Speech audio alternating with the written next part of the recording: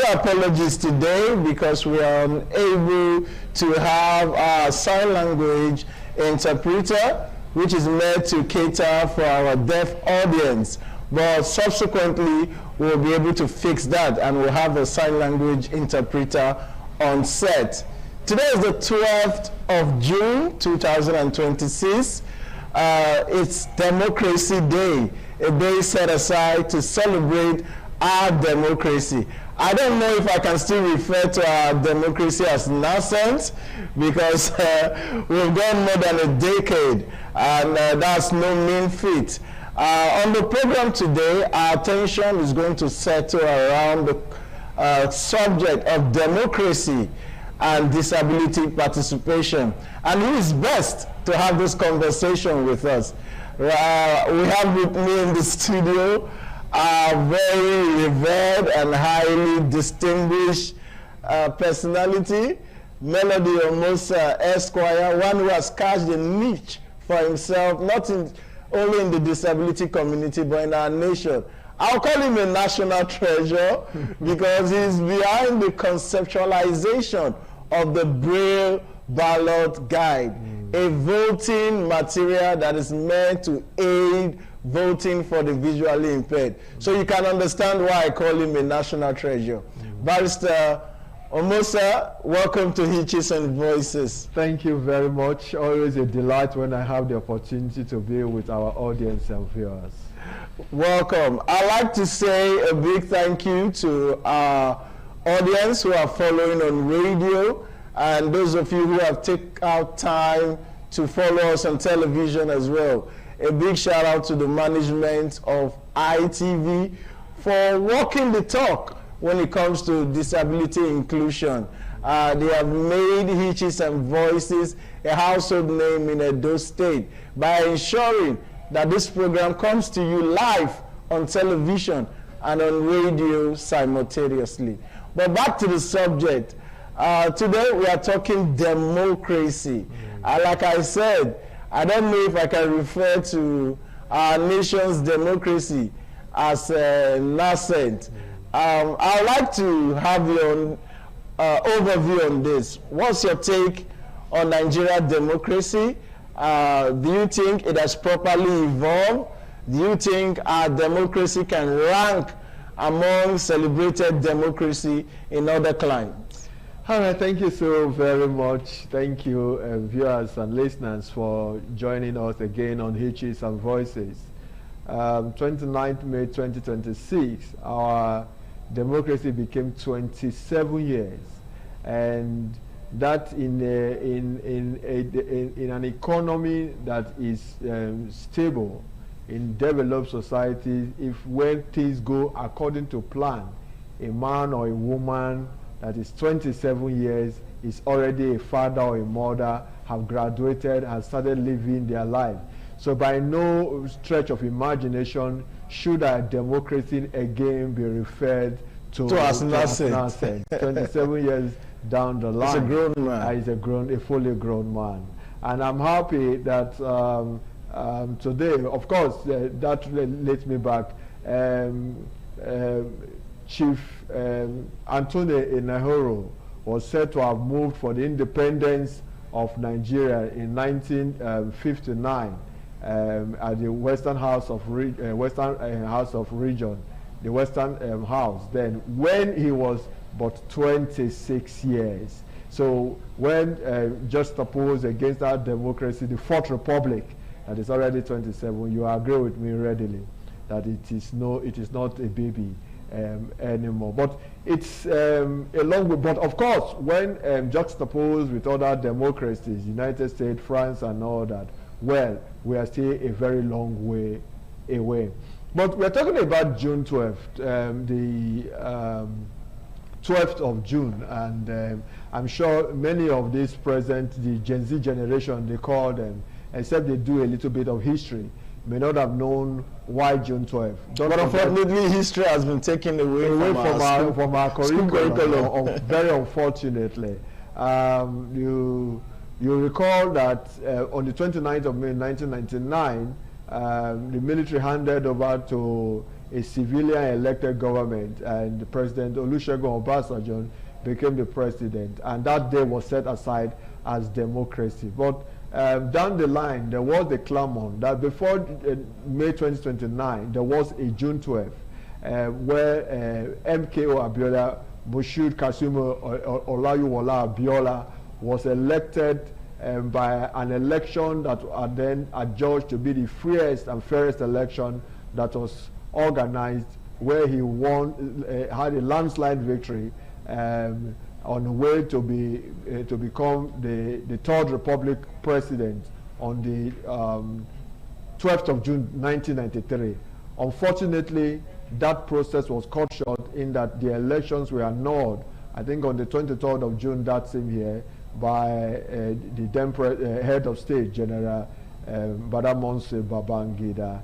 And of course, a year after, he declared himself in 1994 as as president, saying that the military under Abacha was unwilling to hand over to him. He was incarcerated, and in 1998 he died.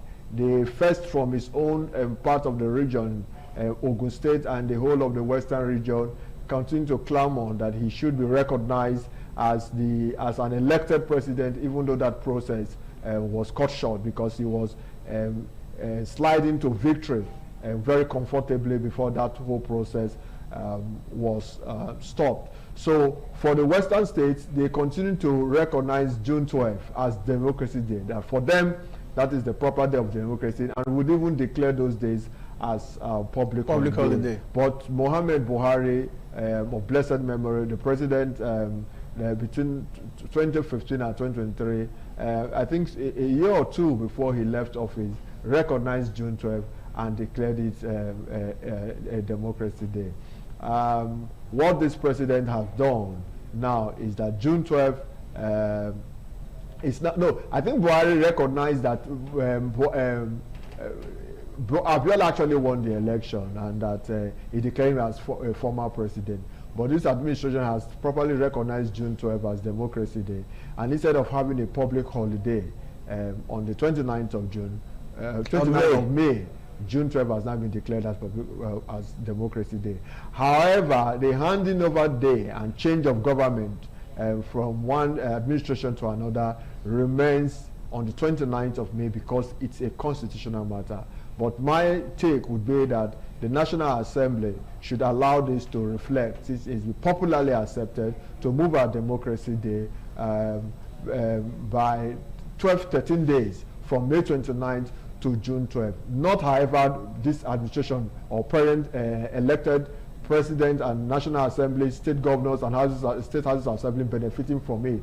But this administration can do that so that whosoever is elected next will know that the taking over date and handing over date will not be on June 12th. No need to recognize May 29th and also recognize June 12th simultaneously as Democracy Day. So that's the brief history of what has happened. So Nigeria is no longer, we are a grown adult, and we should be seeing some features of an adult who is actually growing and in charge. All right, you said something very stunning, that a 26 years old Auntie Onaro moved for the independence of Nigeria. Yes. And I'm wondering where our current 26 years old, where they are now. I'm sure they are out there hustling for jobs, trying to get themselves one employment or the other. Meanwhile, years ago, a young Anthony Onaro had the opportunity to be in an assembly where he could move that motion. One would have expected that we would have evolved to a point where we have younger people in position of authority to impact governance. But like you said, a 27 years old child is a grown man, and there are certain things expected of him. And we are hoping that we'll continue to mature. But let's come back to disability participation now. There's the issue of democratic inclusion. Do you think our democracy as it stands today is more inclusive of persons with disability? And what does democratic inclusion looks like? All right, thank you very much. In democracy, we say there's always a social contract between the government and the people. And that is what distinguish or differentiate the system of government to other types of government. Whether the monarchical system of government that is largely by hereditary, or the authoritarian system of government, or the theoretical system of government, where people take either by religious inclination or by other forms assume rulership position, not even leadership. But any form of democracy, being parliamentary, presidential, provided the people have the free choice, can participate and decide who their elected representatives will be. It is said that the people willingly donate their power to their representative, and therefore a social contract exists between the government and the governed.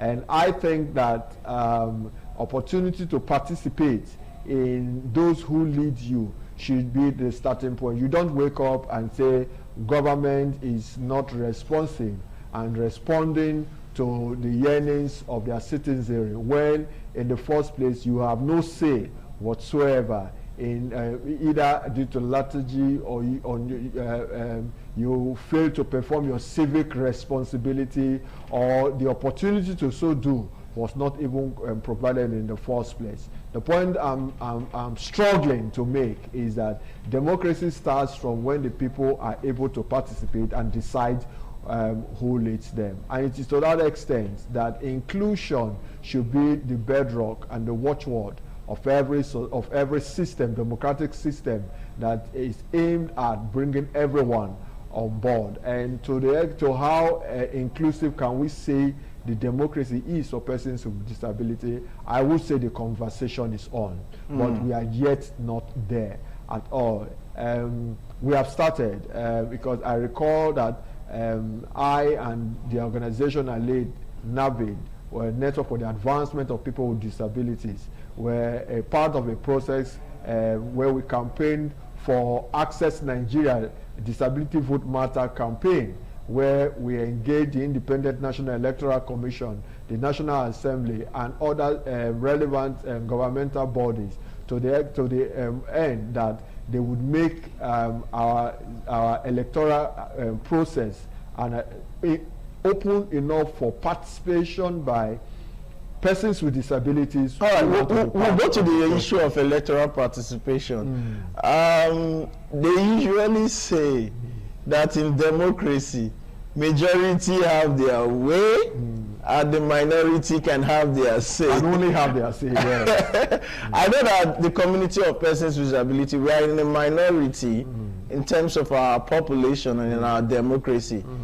Would you say we've had our way, or we've been able to have our say, even though we can't have our way? Well, I don't know how much you are in minority. It depends on what your calculations are. We are talking about over 35 million persons with disability in this country. And if we are able to harness that, everyone come together, I think the community of persons with disability as a constituency can sway election in any direction in this country if we properly harness. By what margin, what was the participation of the vote in the 2023 election between the candidate? We had a little over 25 million people participating in that election. And so I wouldn't really say that we have, as a constituency, that we are in the minority. Of course, if in any case, we say that we are the largest minority. That is how we like to brand ourselves. But of course, we know that we are not a political party, and so we belong everywhere. But the point will be that when it comes to advocacy for inclusion of this demography, the women group, for instance, and started long before, even the youth. Certain things were considered for the women and the youth group that we still yet do not have as a constituent. All right, we'll stay on that subject, but we'll go on a quick break now. When we come back, our conversation continue with the Executive Director, NAVID, Melody Omosa. Let's go on a quick break and we'll be right back. It's still Hitches and Voices on Independent Television and Radio. My name is Kingsley Okoje, and our subject for discuss today is democracy and disability participation. And before we went on that break, my guest disagreed with me that the community of persons with disability, we are not in the minority. Nigeria has a population of over 200 million, and it is estimated that the disability population in Nigeria is well over 30 million. So that is not a minority, or we'll call it the largest minority, like you said. Let's go to the issue of electoral participation. INEC at a time talked about inclusion. It was a big issue within our electoral conversation. But I recall in the last election, it seemed to me, my personal opinion, judging from what I heard from other persons with disability who were in the field, that INEC seemed to have relaxed in terms of their commitment to disability participation in the electoral process. Where I voted, for instance, there were no Braille ballot guide, not just for me, for other persons with disability who were there. People complained that there were no instructional materials for the deaf. Elections were held in places where wheelchair could not access. So a lot of persons on wheelchair would rather stay at home rather than suffer themselves to go to a polling unit that is not accessible. So when it comes to participating in the electoral process, either as voters, let's even stay with voting. What's your take? Where are we on that? All right, thank you very much. Like I said, there was this campaign where we tried to deepen inclusion in our electoral process with INEC, and we very well believe that engaging was the way to go. So we did not only advocate, but we were actually on ground to prefer a solution. That's where the Braille ballot guide you talked about was designed in the first place. First piloted in Osun State in 2018 gubernatorial election that held on the 18th of September 2018, and thereafter deployed nationally at the 2019 general election. One would have expected that there will be a progressive use and coverage in terms of distribution of the use of the Braille ballot guide. And Braille ballot guide is a system by which visually impaired and blind voters can access the ballot independently and be able to vote for candidates and parties of their choice. Like I mentioned, used nationally in 2019. After then, we continue to engage INEC to find out how we were progressing. Since then, in every election, we have always monitored. I have always been on the field to see the inclusion and the deployment of materials for the blind, the hearing impaired, even those with albinism, the provision of magnifying glasses for them to use. And what I see is that, like you noted, INEC seemed not, the momentum seemed to have dropped. I wouldn't know what happened. I recall that not only did we provide this guide, these materials, assistive materials for INEC, we also embarked on collecting data to know where voters with disabilities, the polling units, they vote, so that with that record, INEC can deploy materials made for the individual voters to use depending on the disability type. And we also ensure that the CVRO, Continuous Voters Registration, that INEC now have, would, in the process of registering, you would have your disabilities type and stated in the form, so that they know firsthand that you are one with a disability, and on election day, seamlessly, you'll be able to participate in the process. But that's not what we are saying. INEC has always had this logistic problem. And I think that for a group of persons with disabilities, for that matter, it should not be much a problem, even though we know nationally they do have their challenge. But I would say that from what I monitored in the last election, I'm not impressed at the pace INEC is going. I think that yes, it's fine that we had this problem 2018 when it was piloted, 2019 it was it was used nationally, and given the obstacles the election, if in the obstacles the election, organizing the election for a state like Edo, Ondo and all that, you cannot successfully deploy these materials for the persons with disabilities to participate in the system. I wonder what will happen, what happens in general elections. I mean, like you said, this is a 27 years democracy. And one would expect that at this stage, disability participation in elections should be a given. It should not be something we are still urging INEC, trying to encourage INEC to do. It should be a foregone conclusion that persons with disability can indeed participate in the electoral process, because the electoral process is accessible and inclusive. So we can only call on INEC to do the needful. Let's move over to representation. Do you think that persons with disability are adequately represented in leadership and in governance? Well, they are not. The Convention on the Rights of Persons with Disability, UN Convention on the Rights of Persons with Disability 2006, Article 29 asks that state parties should open their political and public space for the participation of persons with disability. And that was also ratified by the Discrimination Against Persons with Disability Prohibition Act of 2018. But what do we have? I think that as we tinker with our Constitution, we have had the Fifth Amendment, and of course, the INEC, I mean, the National Assembly is also making move to further come with amendment. I think we need to have seats reserved for persons with disability. It's not enough to come up and say by political parties, where for some of them will say, but they say power is not served a la carte. Well, we are talking about representation. Of course, of course.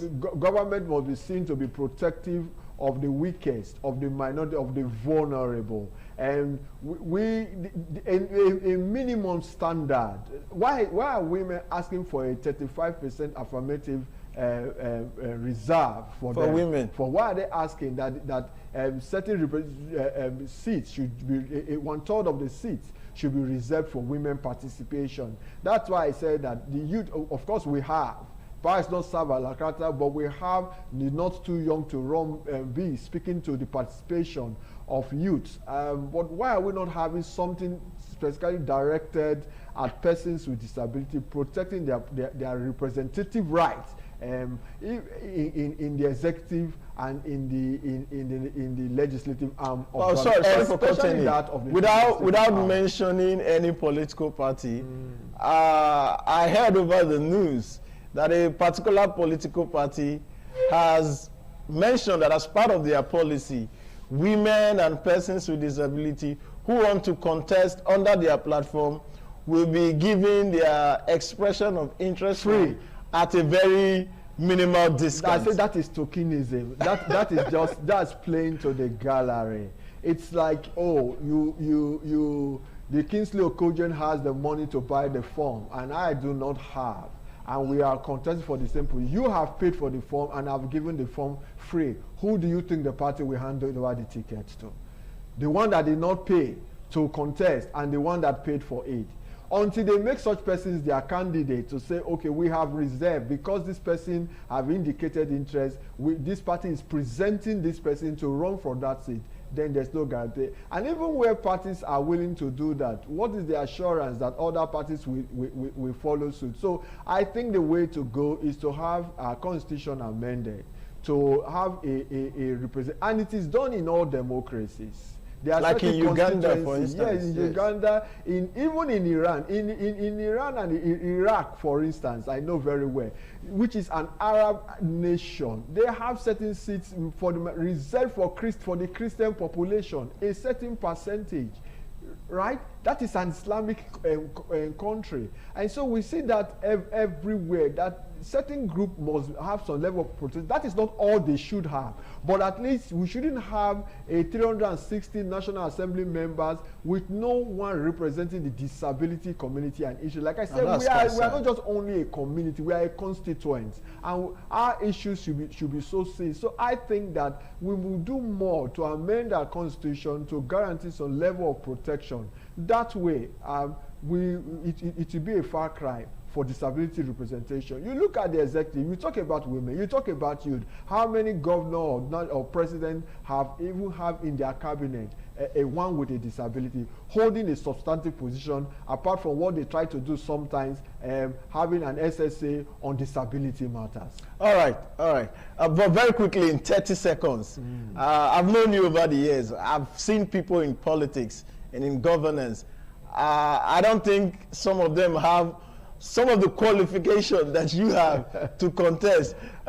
Looking at the future, are you considering? I hope you know what I'm saying.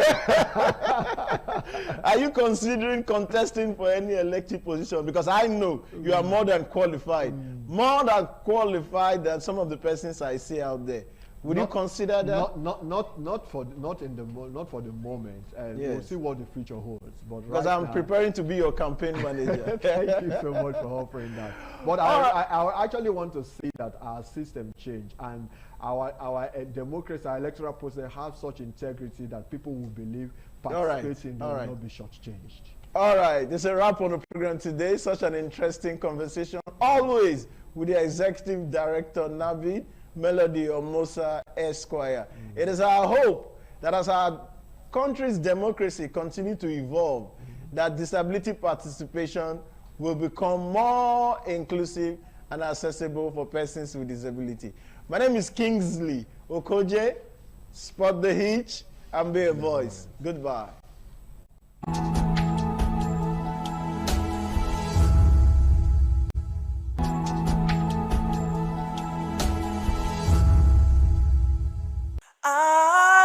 ITV, certainly the best.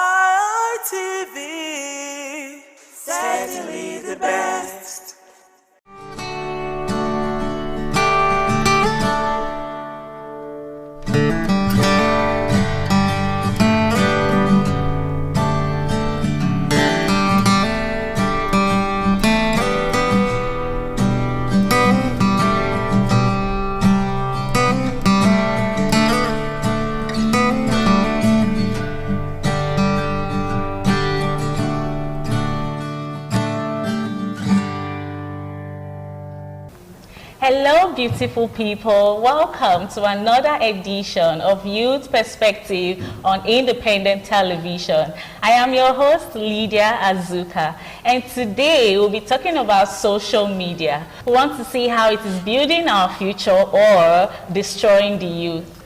Now, to help us unpack this important topic, I have three amazing guests with me in the studio today. Good day, all. Good day. Please introduce yourself.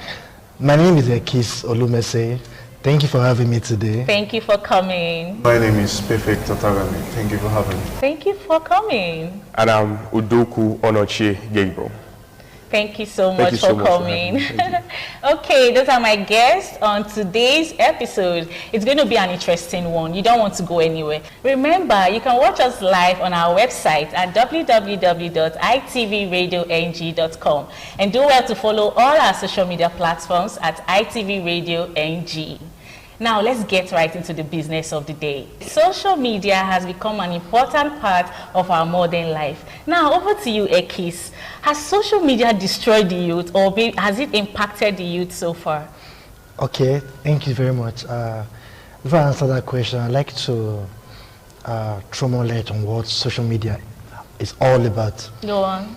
Social media are a digital platform that is used to create, share, and disseminate information, educational experience, and people are able to communicate with each other.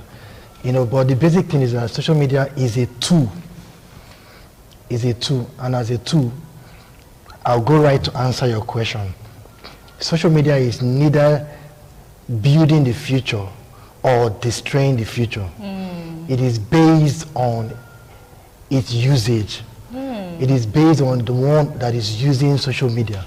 So social media can take you as a ladder to success, or it can bring you down. So it depends on how you are able to use it. If you use it well, you get the benefit. If you don't use it well, you get the disadvantage of it. So I believe that social media on its own is not like I said, is a technology, and as a tool, you are the one to use it. If you use it well, it's going to benefit you. If you don't use it well, you have the other part of it. So there are other benefits that we can talk about during the course of the show. But for now, social media is neither building the future or destroying it. It is based on the values that people have. Amazing. Thank you so much for that answer. Over to you, Perfect. Same question. What do you think social media has done to young people in this generation? I think social media in itself, it's an opportunity created to broaden the horizons of mankind, so to speak, through artificial intelligence, connecting the entire world together in a particular space where everybody from different continents, without leaving the comfort of your place, to communicate with each other. So I would say it destroys and builds at the same time, because it's relative to the person that is making use of it at the time. Amazing. And to you, Gabriel, the question still remains the same. Go on. So for me, I think I'll sit on the fence, because the matter of social media is highly subjective, right? And it still depends on the user and the usage. Because social media, for some people, has been that platform whereby they've been able to earn a living. While for others, they are just addicted to social media. That's why I said we cannot categorically say that social media has done more harm than good. But that's why I'm pretty much deciding to sit on the fence, because while others can consider that social media has done harm, that same social media platform is still doing good and helping people to improve their standard of living and all of that. Amazing. Now, you talked about social media doing harm. I'm still coming back to you. How much harm do you think social media has done to the youth these days? Okay, the matter on social media now, we have a lot of younger ones who are not supposed to be on this platform. Most of these people hide and watch pornography. This leads to addiction. So being addicted to watching porn and so many other things could lead to, improper usage of this app. So yeah, in that aspect, I just used pornography as an example. In that aspect, so yes, social media causes harm. Yeah. Okay, Ekis, this question goes to you. You know, the Prime Minister of the United Kingdom has placed a ban on social media for teenagers below 16 years. Yes, what do you think about that? Do you think it's a good idea? Well, I don't think that social media should be banned totally. Okay. You know, because apart from the harm that you think it does, there are also benefits. You know, so the most important thing should be proper management. There should be guidance, because everyone is responsible to ensure that our teenagers, they are able to follow the path of righteousness when it comes to using social media. You know, so that's where the place of management, that's where the place of monitoring comes. I know there are issues where most teenagers, they are more knowledgeable when it comes to their parents may not know most of the things that they know. You understand? Yeah. And so if they are able to outsmart their parents, you know, so in this AI generation, you know, it's not only for the youth, it's also for the adults, so that they can monitor. You know, in phones, there are this thing that you can put, what do you call it? Parental control. Parental control. Yeah. You can control the screen time of your children. You know, so they can be monitored, they can be checked. You know, because there are also benefits. If you ban them totally, I don't think that is right. Okay. I think they should be given an opportunity and they should be monitored. Okay, perfect. Do you agree with him? Well, I think for this current generation, this Gen Z generation, that is very subjective to the child that is using the phone. Exactly. Because you now have highly intelligent children that are way more intelligent than their parents. So even if you employ this parental control, do this and do whatever you need to do as a guideline to keep them safe from whatever is killing them. Well, so to say, I would ascribe it as a relative responsible way of wasting your time. Because why? These children, they allow you to satisfy your responsibility, the urges of your responsibility as a parent. And when you're done with it, they still go through a back door. There's a back door in every social media. And most of these children already know that. Wow. If they're knowledgeable to use the social media for themselves, they already know the back door that most parents don't know about. Wow. So I see it as more an aspect that can be used to culture them. What I mean is, instead of restricting these children, you can teach them to use the knowledge for something better. Okay, moving on. Gabriel, I want to ask you about social media influencers. Do you think they have a responsibility in like influencing young people now, like being role models to young people online? Of course they do. They have 100% of that responsibility to make sure that what they are putting out has a lot to do to change the lives of the younger ones viewing them positively. Amazing. Because as a content creator or as a social media influencer, the kind of content that you put out should be that kind of content that helps people, that encourages people to want to do better in their daily activities. Because as an influencer having 1.something million followers, of course people are monitoring how you do your thing.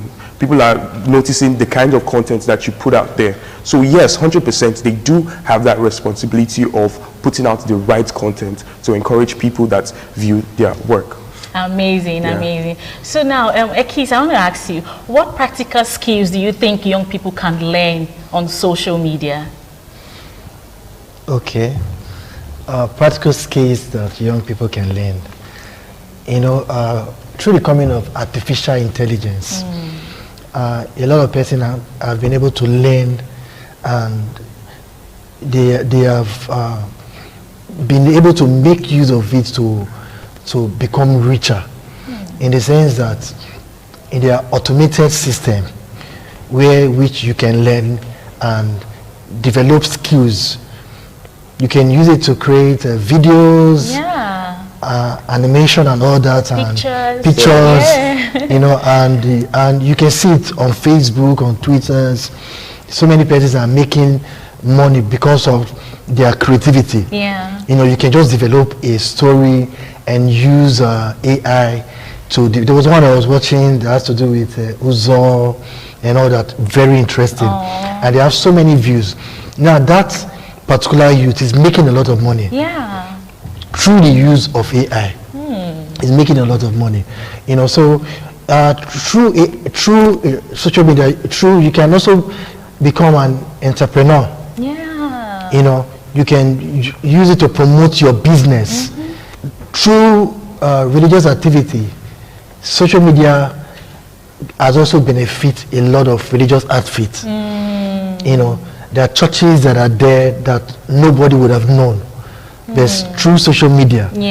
You know, there are businesses that were promoted through social media.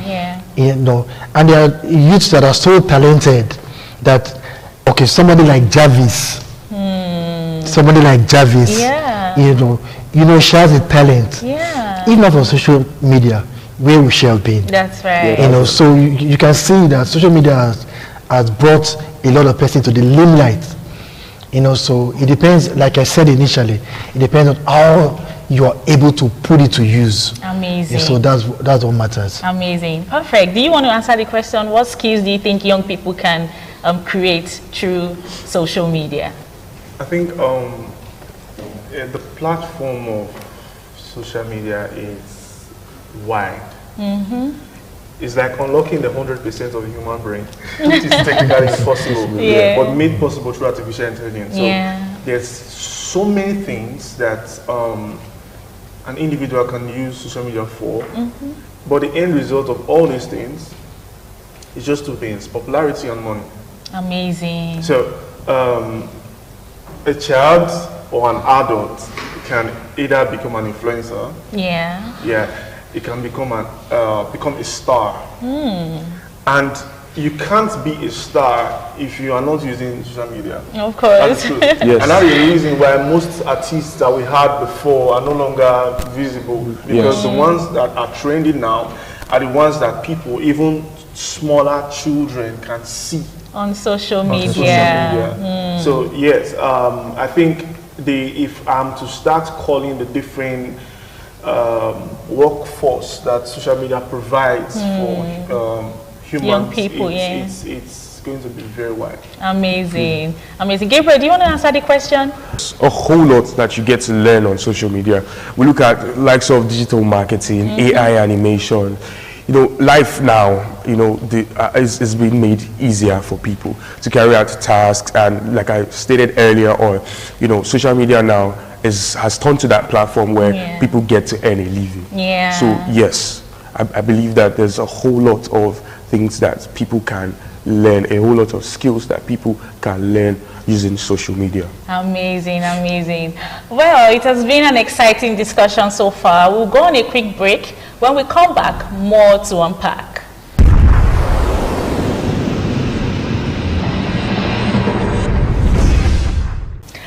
Welcome back. If you're just joining us, this is Youth Perspective on Independent Television, and today we're talking about social media and its vices. I have with me still in the studio 3 amazing guests helping me unpack this important topic. Okay, moving on, we're going to have a rapid fire round. I'm going to be asking my guests 1 question each, and they just have to answer me with 1 answer. Are you ready, guys? Okay. Okay, let's go. So 1 word answer, Ekis. Social media in 1 word.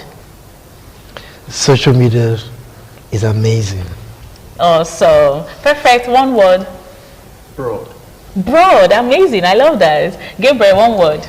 Opportunity. Opportunity, that's amazing. Okay, another fire round. Biggest benefit of social media. 1 word, please. Success. Success, amazing. Perfect.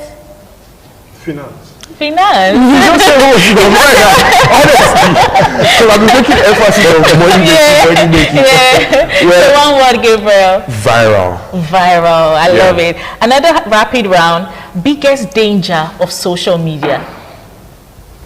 Cyberbullying. Cyberbullying. That's an amazing word. Perfect. I think defamation. Sorry? Defamation. Defamation. Defamation of character. Amazing. Gabriel? And addiction would be the word. Addiction. Wow. That's a big danger. Okay, so should teenagers have screen time limits? That's the question now. Ekis. Should teenagers have screen time limits? Yes, they should. Perfect. Yes. Yes, Gabriel? a very big yes. A very big yes. Okay, can someone become successful without social media today? Can someone become successful without social media today? Ekis? I doubt. You doubt? Okay, perfect. 100%. 100%, okay. Wait, 100% yes or no? Yes. Yes, someone can become successful without social media today. Yes. Amazing. In this digital world? 100% yes. Okay, Gabriel, let's hear you. We're in a digital world now. Even churches are creating content. So, so no. Amazing answers.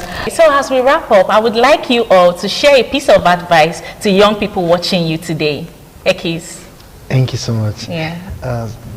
So every young person out there, social media can be used to attain the highest height of success. You know, so ensure that you use it. Ensure that you have the right value. You know, so social media, remember, is a ladder to success and also a staircase to destruction. Amazing. The choice is yours. Wow, that's an amazing piece of advice. Perfect. Let's hear you. Well, social media can be used positively, and it depends on you. So you have to check your character, check your personality, check your environment, and decide what you're using it for. I would advise I use it positively, because whatever you do affects those around you, both immediate and external. Thank you so much for that advice. Gabriel. I'll try to keep my advice very short and impactful, right? Social media never forgets, right? So ensure that you use it for the right reasons, right? Look at apps like Twitter, that's X. They just never forget. The streets of Twitter never forget what you have done in the past. Use social media for the right reasons, and to my young ones out there, make sure to reduce your screen time. Thank you so much for that advice, and thank you all for coming on the show. Thank you very much. Well, viewers, you've heard it all. They've said it all. Social media can be impactful and it can be dangerous for you, depending on how you use it. Yeah. It has been Youth Perspective on Independent Television. Please do well to follow us on all our social media platforms at ITV Radio NG. And remember, you can watch us live at www.itvradio.ng.com. I am your host, Lydia Azuka, and until next time, bye for now. ITV, certainly the best.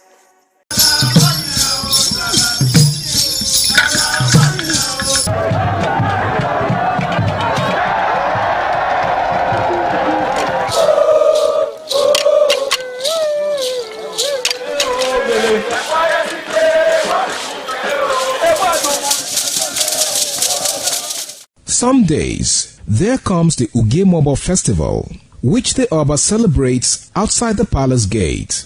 A pavilion is built of red cloth where rites are performed to drive away all evil spirits still unsatisfied by the year's sacrifices.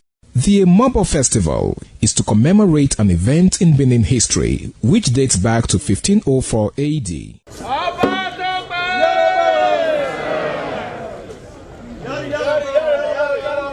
Yari yari, Ọba Tope.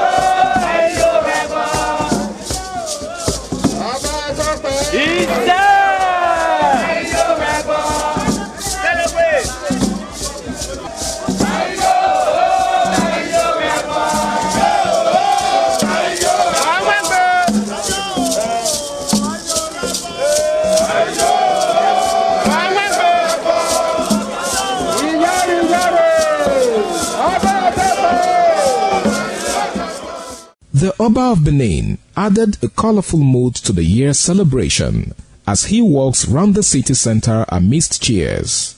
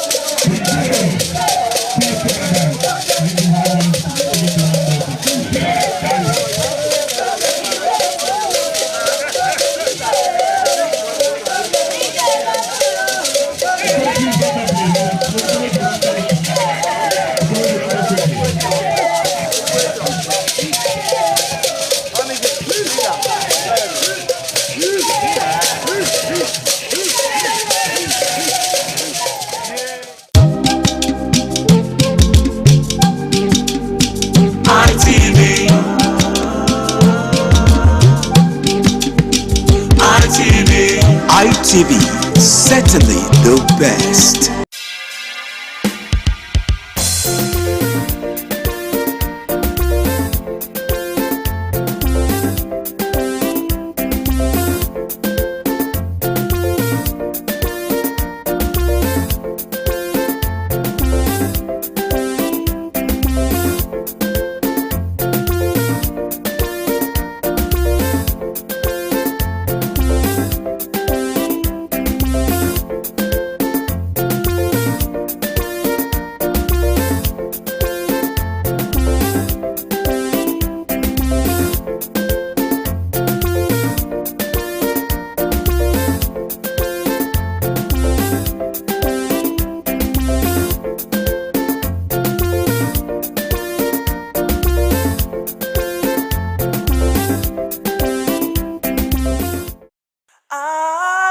ITV, certainly the best.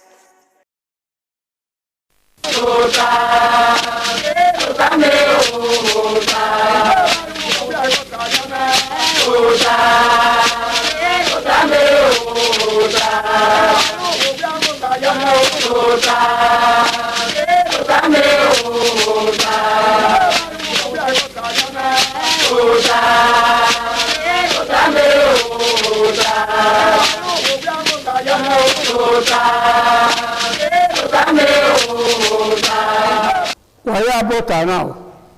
Ugi bota wese eniwa edolopewo. Waya hima makaba pon wa sevensi. Bota pe makage ya. Ke ya ye na agbon enye gboma. Ke na awete uyo webo. Kate uyo ma na do ni malelewe ni. E na ya maweto ha. Oho ma mero. Oho mo na gbon we ro. We no sale bo ya gbon e. Ma yinu kan ya fe bota na mbe kena le maje de bo we kan se de mo le wo wi yin se ma yinu we kan na ya wi bude so we ni a o ke de na ni wa ni ma gun aka o na ya gba we pe e haro wo gba o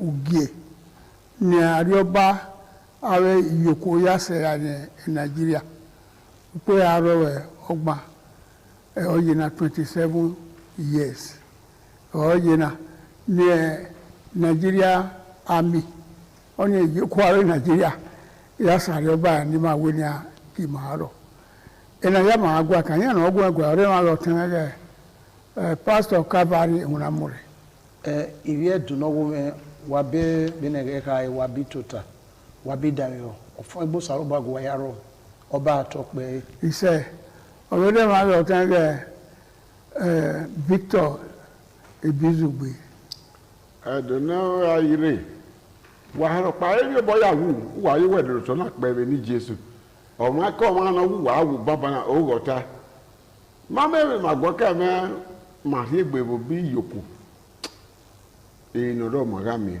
ma ye mi lo bo oba atokpe se me so abose nje no bi ero no ri edo ba yo ka o edo ya fe ke na lo ka gbe o ye o ya o tagun ya mejo to ya oba atokpe ise ni ma wu ma gba kan ni wa o ari egbo be ibi yoko re Nigeria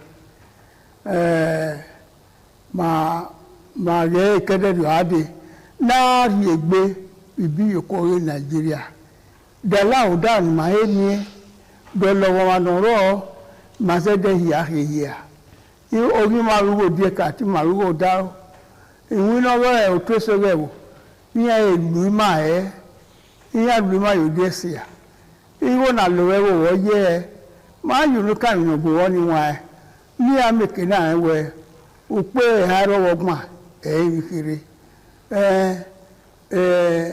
upo arogba iyokore ya do kon ya ya fe ami ani aro ya fe ma me ya alawo ma adowe vote adobie wo la o to osire wo in Nigeria ena ya fe maaye maage otenage paso kava ni ulamure uage ige otwawe sege wo kebe igina dona na dobe pedi we ba kina yena yena domo wese obuka domo sa ikaka bo gitu wa duno pe o ni ka gitu wa sin we wa be nege kai eme no kai me o kari oba o tebu ma oge Nigeria ma ya gwa kan arabi omo na ga nwa ene ka setting osun ra be we bo nwa ne omo ga igba piwe va ne baba egi obi omo okya na ibe ka me we sai me won so para igba piwe va na yari tota oje ne bi egbe agwale mi no rewo amayi ka wo na abo aka ri tokun mi upe hairogma no yin onya ugie ma jena na yari egbe yobe isogiare omo na bi ebe uponi ona we upe hairogma obuhana yena eso won do ne ya bi ene so ya wa won do o ma mari bi orupe hairogma ana do mi ewe ori owo do ne ba yiri yo egi obuha ana do mi ewe upe hairogma original ni mari egbe bo be sogi awe magari setting suwon enia ana ri egbe bo be sogi awe sebo na ni ma magari setting dole enia ni magari egbe kian owo kana omo do ona ga bo kana we ipede kesugie ame upe kesugie oyeje na ona yin omo do ne ke ba pa eni omo kan ori pase a enwo momo se a enwo mo kan se yen so awe ni oku oba adele hewe owuhana nwane so pa no kan be mi mana omo na ya gbabu pe haro ogbon rade me ma mi aluga ono ma so pin eki eko yere ne ogi magidi eni magi eni ye e ba ni logi ba se e ba ko no wegbe ose e ba lagi alagu yeke okaka boro oba atokpe ise osaloba lawo wo na di mala yeke ise irun gini no ami ona le wo ni na lawo da e ma ni alapo ba ko be yeko sun e be yeko ro na ya ma we se yo ni ma wa we he ma upo ni ma so ye wi ma o wa ni ma bo lo be na ya duko e wo we oge ulimako ke oge simuna ya pe we na awe olapa he iwuna iwune be iwune iwu ya se iwuna we owazigo igo na miena awa fi ewo rie awa emoto eyan no Nigeria oya ewo ya do age kisi o ya ge very mayes o fi gbon ni ma me ma upogene ma hiwe the whole world utagbon ya fere we ma ye ka se ma wa lu ewo ni rewe lari yeye ma mu yo de ni amata lo ya adoni ya fere allow down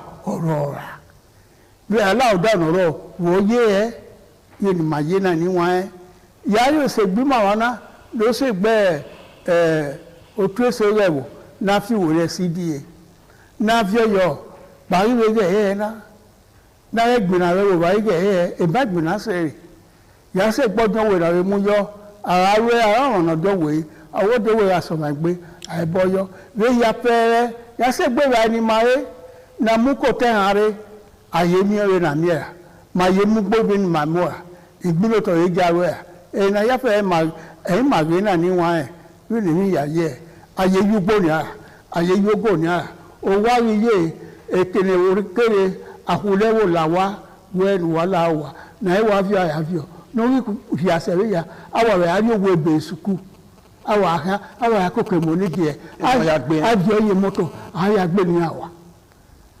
aya iya ma ni aru awe ama wo ni iwo na iya we iwo yana iwo ariase awo na mu re ni money eso wu yodo ekele mayeli kina oda upe aro ogba ni soja gise arioba adima mayina mana ho ni mayu kan ala oda aro otan ibizu gbezo Victor wo ye wo ni won wa mi oda a politician we Awada where le upupaze emebe so abo na fi agbema here ise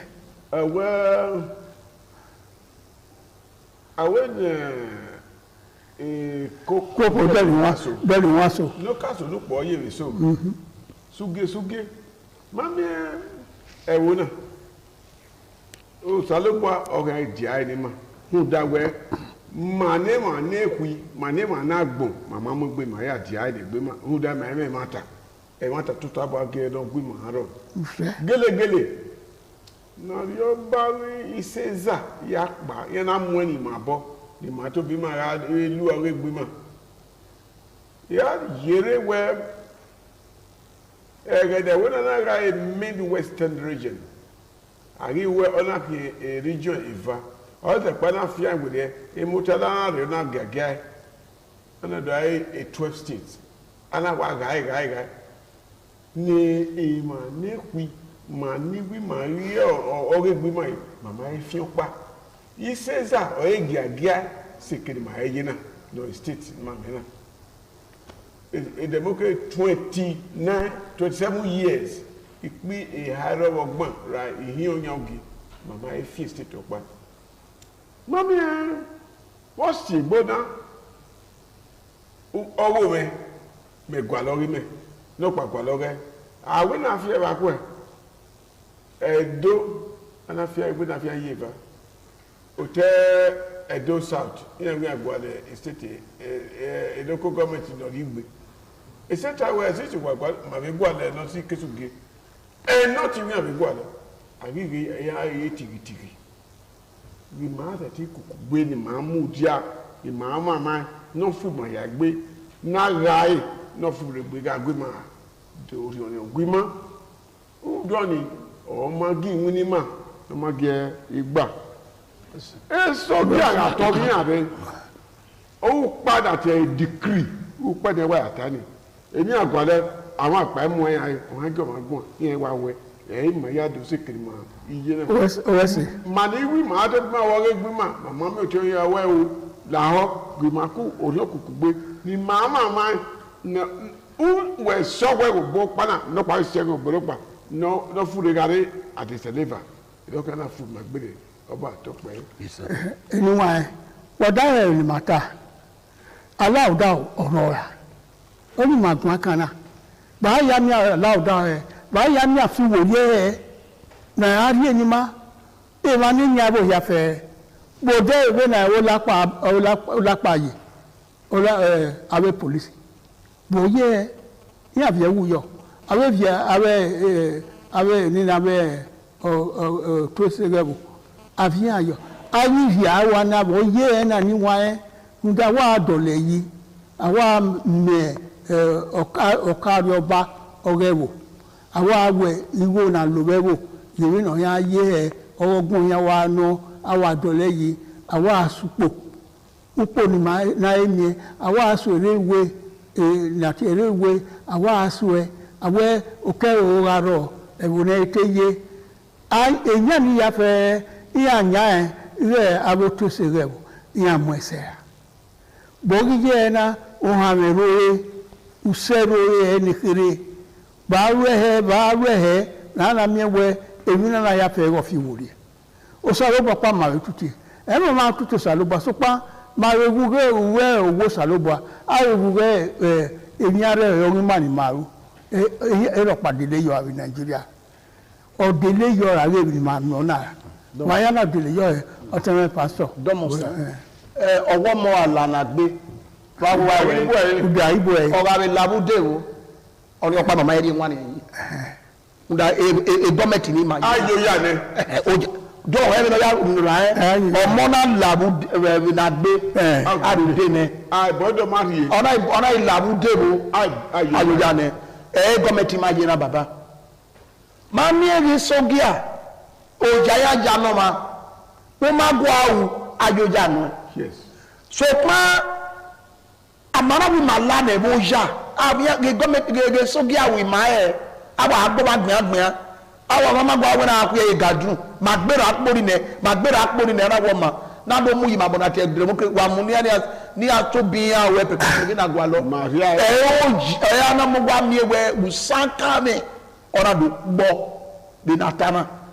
nu da ugage wa be ge no ga ro be ge ni sogia na ga re federal government ati o ogete budo are aulagbada na la re da de state ya ege na wona ya gbalo to to e ba bo ni adobo ina greda de me na ya luigo e 3000 no ma se ya de fuel ye 5 liter no izagodo nekere arunda egi e gan ndo sogia oja ya janoma we anyine mani ma be na ya segbe de ege sogia no baba eni ya igba no dado ogwa eyegbe ogwa anyunyi mo so kwa aya mi na we omo rarira omo na doji omo na musaka me ayi mi no ta ore ya we no mi owe ya we no ki okay awo na ozo omo no ke afi omo no say ba captive view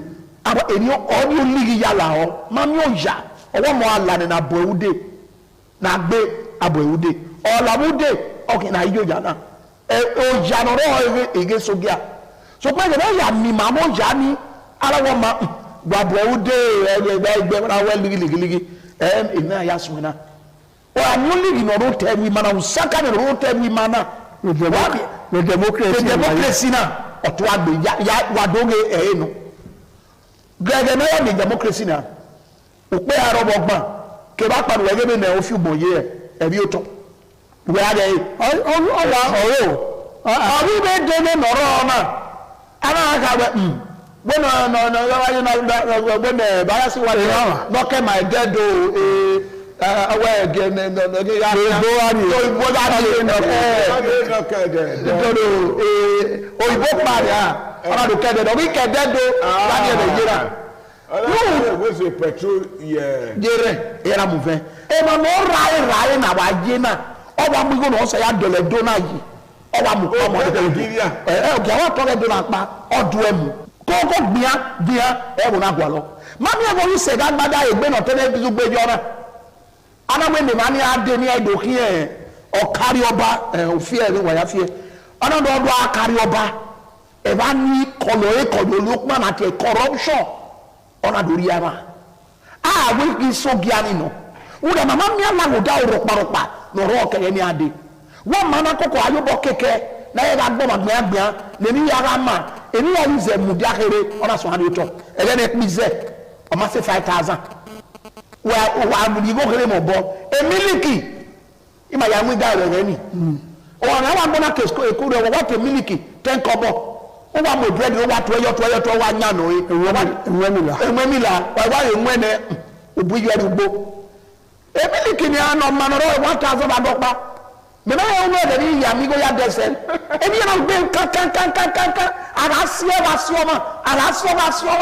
ani ari oba no ro na mo egbero ya wiye bo no wa one ode na mu moto la ya igbo wa e ma no mi moto wi mi wa no amuhie e me boti frustration ologo wa na wo be do po e ni na wo be ga logo asokito ero but asokito be government onye na roge o wa keka igo we ya ri kadi we agbe mo gbe we o pa la robe na asokito Sullivan no gbera igi se wa ni o ga ri oba o me yi se wa onope oro we ba ti ni we oro wa gbe no o igbe na fun na we o ma no wota o ma ka mo ni go ri kadi o igbe na fun na o we 15000 e na ge gbe me e na ge na me we ka mi me we ke agbe no we di go be no le li mere me na we na wa ri oba la se na ka ma me go ri oba me ye re ni oro ga 1 naira aya ri kadi the Central Hospital no ga ri ring road ma me 105,000 you know di yo bona do ba je ni ba mi ma ye school baba be ge no gbe age sogia ni aga de ni ma ege gbe mu dia be ge sogia no gbe mu dia na ru ara amu mi la le da de school we irieni ni ta de irieni no rari oba e mo na de se no le ebo so pe na de je na a do bo we ranu lo to oba mi o we yi o kan me bread do nu a ke ye yo nu we pe o yo oba to pe ise anyway ya iwa daima ba we hege na yena ba ya fie wori he biso be aboda enya be nya nia nekere ma bera zebe no yasunu ma bere inwura no rebo pe no yare ma bere upupe ni ma le iye mego igo ni valu eyi ma bere o ha no rebo nekere ma bere bi Nigeria no ipa japa este japa no give japa donya ni japa enu dada yena otogbe eyere yapa iya ni pa ma be won oibiri owulo yode nda Nigeria no lato atopa ni wulo na gbewa ibi ma ya ki oyere ya fe popo wa no ewo ni gba o Nigeria obiyan obuwa oye baya dole ye enara oye remuva wa ma egere ya sunni bene edoye ni a daga we egene be nupo no ki ma eni wo na amuyoko oni ma ye lo ni a eye no pe weva ni a wa re oye ipen yan 7,000 5,000 no ma ye lo ni sopa be na idere wo ye baya we ya are mewe wa so ta we alauda agwaro alauda na agwaro na si yeke nda na iye na wa mi ono no ma no se ti gbebo mu yi ai gware na ni ana se koto Nigeria iye o podegbe wedowana ewo eyan ewo ile wa ile ri ewo do tagbon ma le ri enu yin ami wa kegbe ni le lewe wo yan we ale die do yin asedo yin ma yin ma ya we na ma yin ma ya gbogbo ma yin ma ya we ma yimu ayi ma bo ye be do na o to se we wo ya ni ma e ma tuti na ni yiro ya se gbe governor ya se ya fe na ya fe ma gwalo to na ya do ugere 27 na haro ogma na yiri egbe wo be soja ima ehun se dere we ni ma ebo ewe na do boy mo lo tedo aye ke na we mo la o ma fa o ma okene ola erewe kara ya ola wola we mi ya la ni ya awiyala ekene ya mo la aya mo luwa aya mo ekene ya wi na onyo ta ni no na ya ni won ta bizugbe iwe bo wa de you look at baba so about the by my na fi we dey gare dagbe my do te won pa owo karaha okoko ikoyo ibu no bi ye ibu ere ma me ke mai na de wa gbe mana awa gbe ne so about na do logo ma gba awa ni ma we no yo bo ni ma yo wi gbe mana so about na gbe ma mi we ni ma si pagbe le si ma dige ma be ya bi oboye peti na ya mo ma yupo o wa ni lapo ni e pe ne no ka ma ni muda ke be na ya di okoko ga le dagbe yan na te a dividend no okoko do re ayegbe ni ma ya ri egbe egbo ma na do lawo logo ta ba na logo wan ga su ukoyi maru baba ni me kaka bodo mu pa mu were idoge we ima tawe de owo de mo pa ni iseza o ti my master so pan when ori igbegun ori iyin ka we ni o ke no ori opa ni ma mu ma mu lekete yeye so do ni gi ma le wa ni gba ori mo na House of Assembly,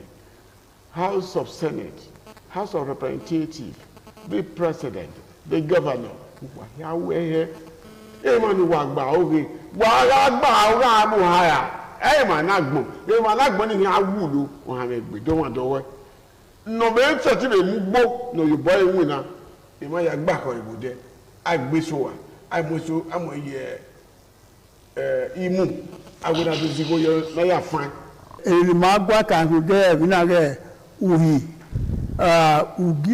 udome ore na ya du begene arioba ore yikoya se ane ima upe aro ogma ni gbera bi aluga no gedegbe okeyiro ma etuti awe otware bi Nigeria ni afi worie ni azio kugbe we na lauda ogaro ote isege no de ndaye ni gbera abi ye emo irowebe abi ogbuge oyana ye ri bai ai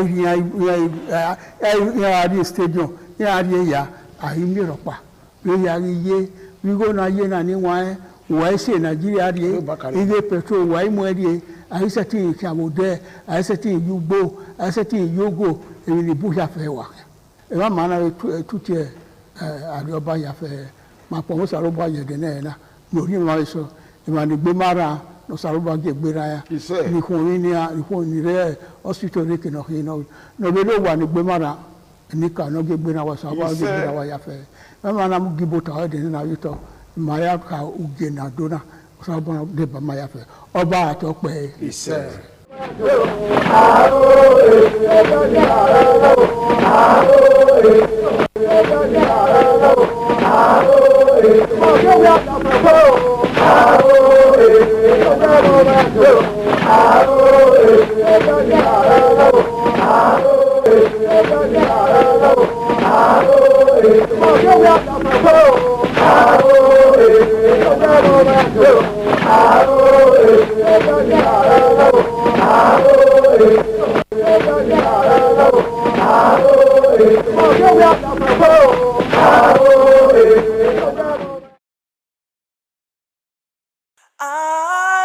ITV, certainly the best.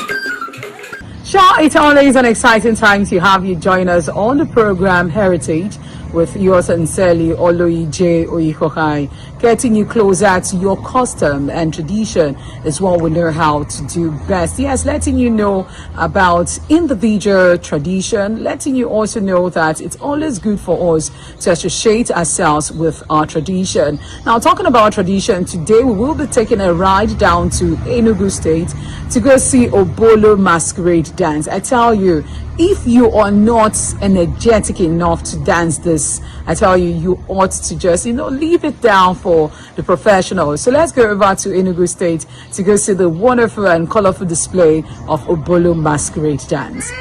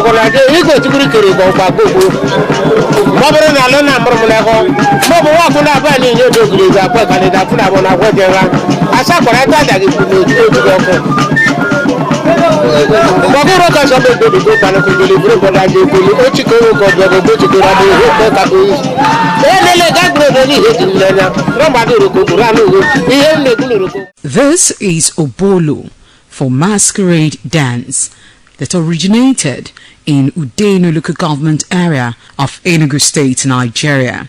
The masquerade dance is rooted in the Igbo culture and it is prominent in the cultural spectacle and designed to enforce community morality and provide aesthetic entertainment and celebrate icon.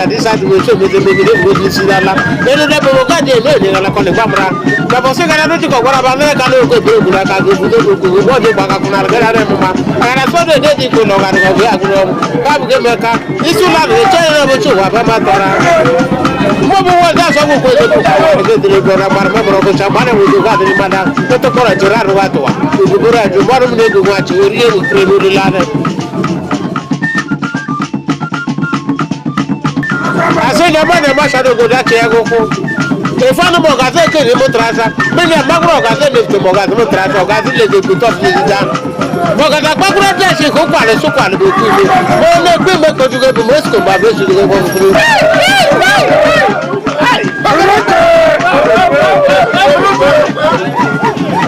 I said, come on, the Kuzares were over. But when I thought myself to do what I do, I don't see my true Monagana, that's what yeah, Morocco was a bag in the West of the Coast. Another no group back in the back of the boat. What about Boko? That won't do it. What does a book with a couple to watch over Panama? He ever wrote to get to the Coca-Cola.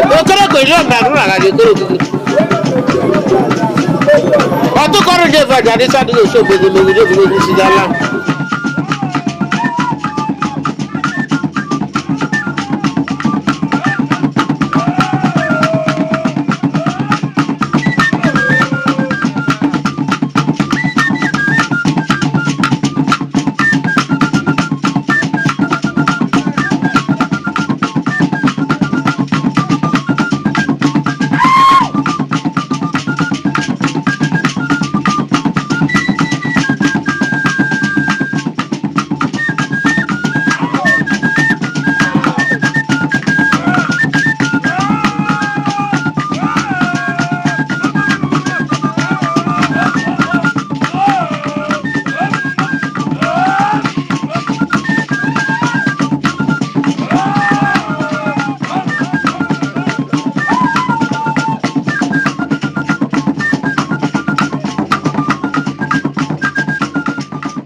This masquerade dance is performed for several core spiritual, social, and cultural reasons, such as Omadi, which are seen as sacred pageants, arriving briefly from the spirit world. They are believed to be reincarnated spirits of ancestors returning to interact with and bless the living. In Obolo Ofo community, these masquerades steps in to maintain social order and discipline during festivals and public gatherings.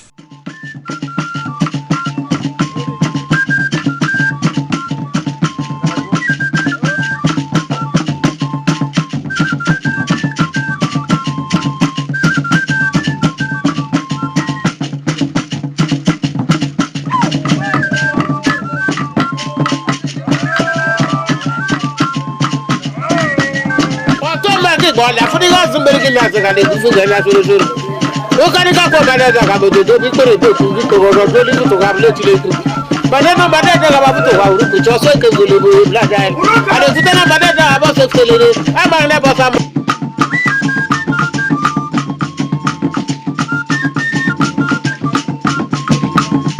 utilize na ro le ka ro la no para pro no ka ro ba no le ka go ni me de agara pa mo le ko mo ko na su mo gugu na bo so dira kata ku ri meje go ko le de de ga ta na ma ga le so yota su di go la le na le be gra na gru ko ja na ma ko be mo na na ka o ka ta le ja ta ko na fu mo fu bi ga na do nya o fu bi na do e mo ko bi bra bra o fu bi ni ka le ko ba le ka ga de wo so ko ri eti le so da mi ma baba wa so wa na no ma za de mi na za lo ko na bu ko do je ku mo na za za ko ni mo ko no to ta de ma na ne guru ma mo de na guru za ma ni wa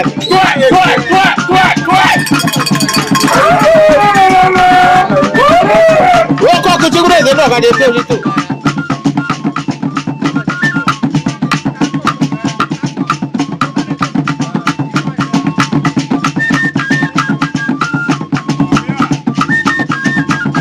sa bula na ko soro ko ra be bi de bula de ko se no bare ka wa baba wa so wa bula pa ti le me ko mi ko fi ko mo ko tara tara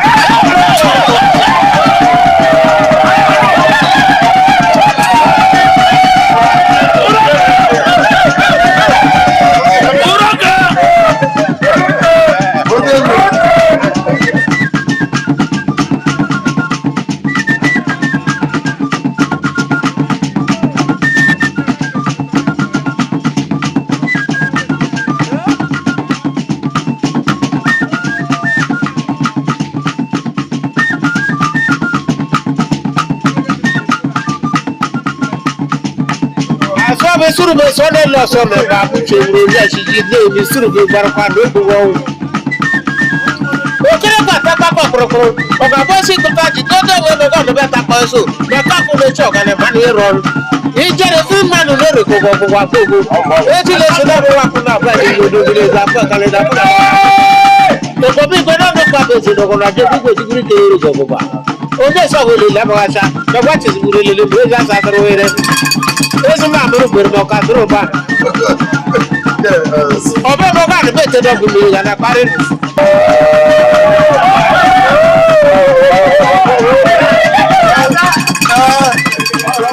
This masquerades in Obolo Ofo community. They are known as entertaining masquerades as they provide vibrant acrobatic entertainment and joy to the community. The dances and display were heavily featured during planting and New Yam festivals to invoke blessings for fertility and bountiful harvests.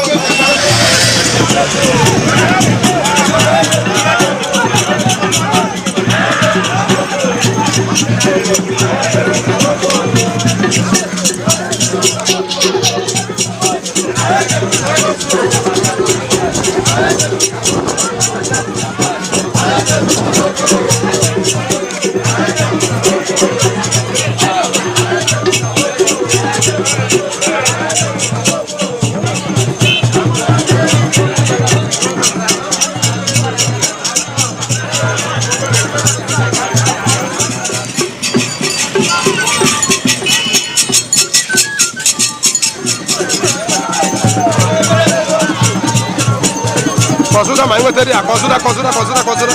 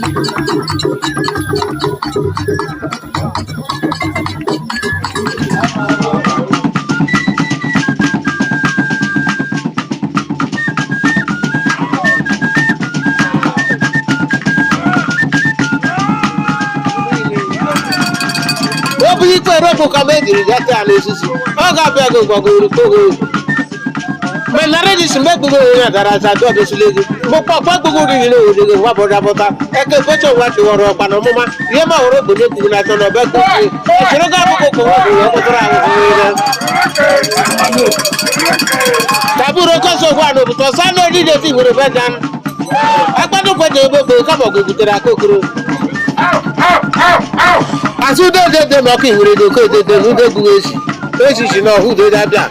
Go to Motogasari.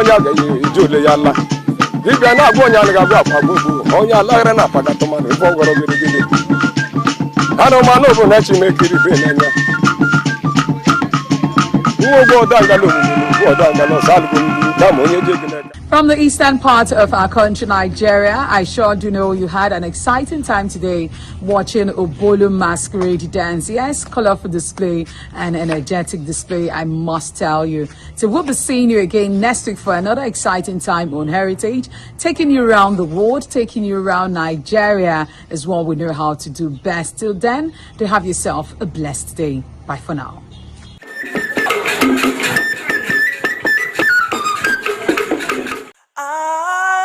ITV, certainly the best.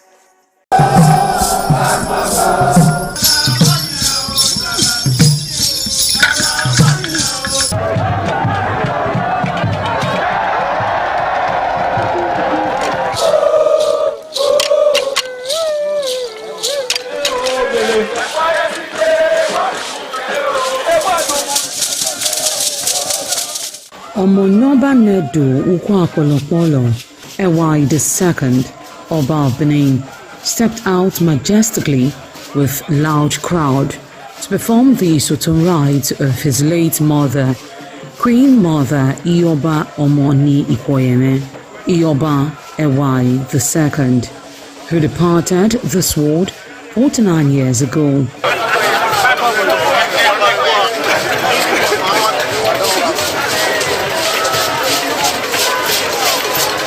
Isoton is a traditional rite of the procession in memory of the departed person's spirit in Benin Kingdom.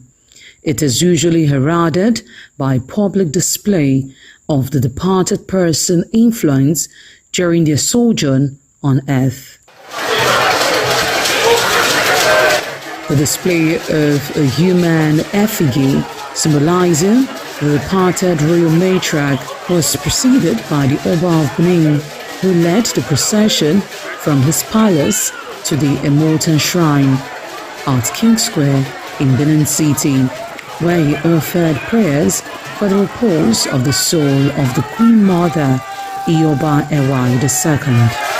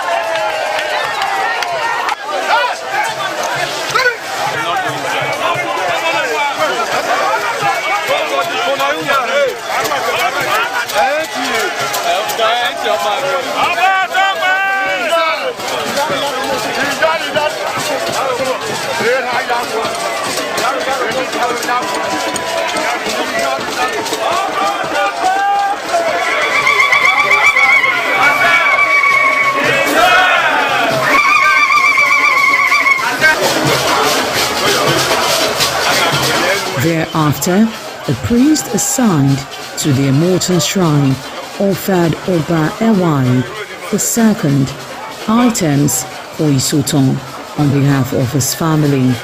However, chalk, known as Uri, represented a mixture from royal fans after ancestral spirits were invoked to bear witness and announce his arrival. On his way home, Oba Ewai paid tributes at various pilgrimage sites, including Queen Idia Tomb, the Side Oba Market, where a cheerful crowd of traders abandoned their wares to catch a glimpse of the royal personage and join in the celebration.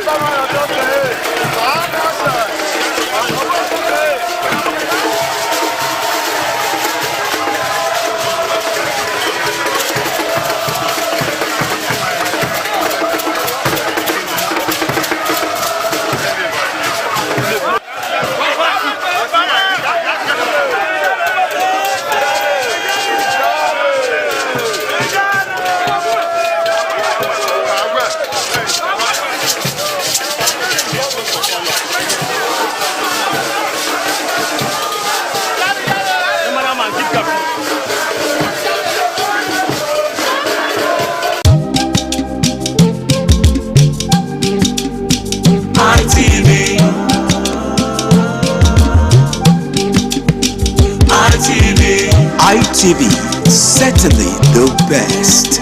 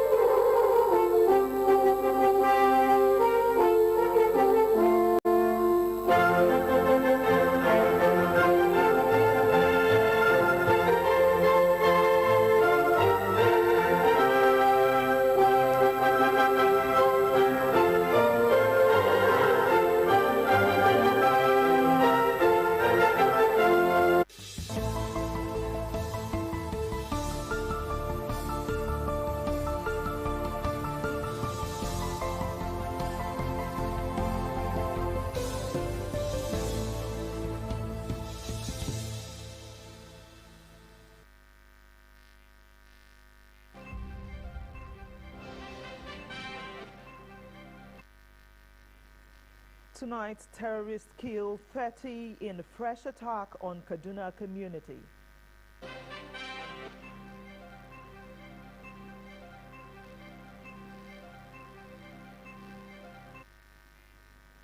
Federal government calls for de-escalation amid renewed Saudi-Houthi conflict.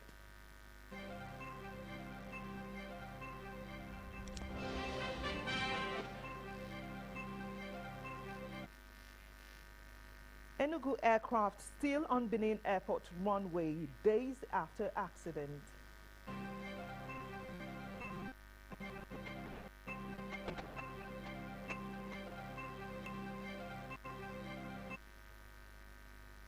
Floods leave motorists stranded.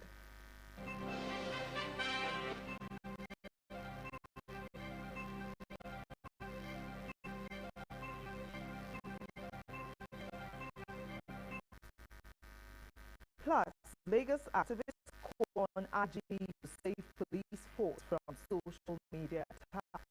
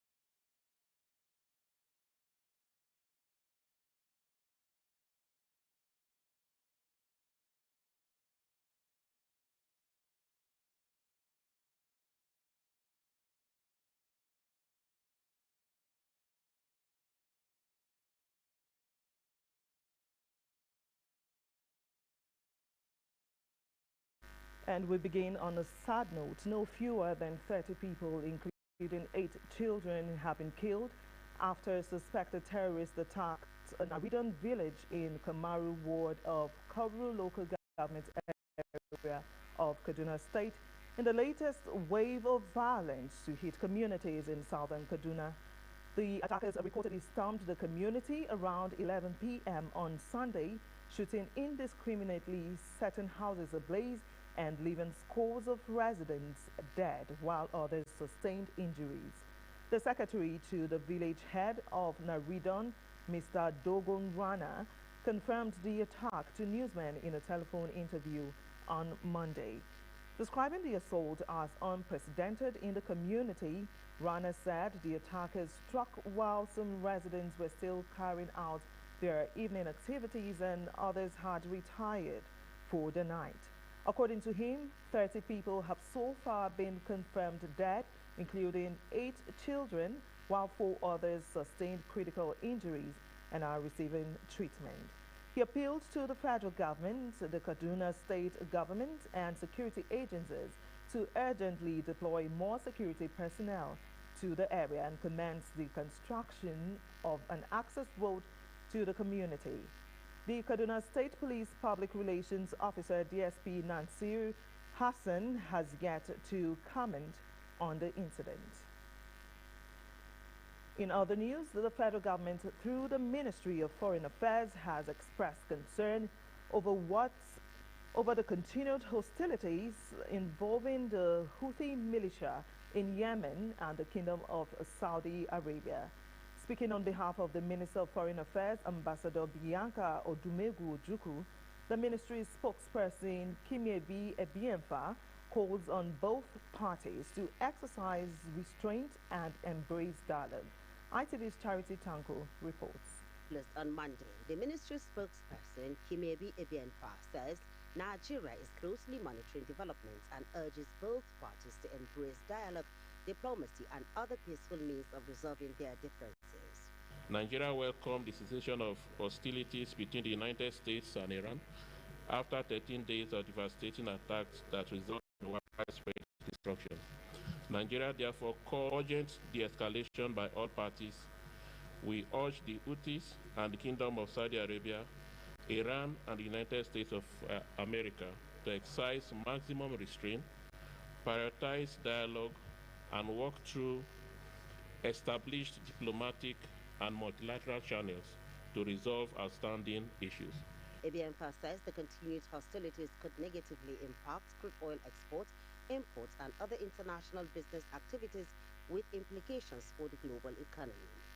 This development, without mincing words, pose a serious threat to the security of one of the world's most critical maritime corridors and risks further destabilizing global energy markets. The federal government also reaffirms its support for all genuine and constructive efforts aimed at de-escalating tensions and promoting lasting peace between the Houthi militia and the Kingdom of Saudi Arabia. From Abuja, Charity Tanko, ITV News. In other news, the Minister of the Federal Capital Territory, Nyesom Wike, has vowed to clamp down on illegal car racing within residential neighborhoods across Abuja. Speaking with journalists during a routine inspection of ongoing projects on Monday, Wike acknowledged that while the newly constructed road networks have attracted admiration, motorists and thrill seekers must not turn residential streets into car racing tracks. FCT correspondent Joy Igoche Ehakina reports. Fresh from inaugurating a series of landmark projects across the nation's capital, FCT Minister Nyesom Wike is back on the road, this time for his routine inspection of ongoing infrastructure projects.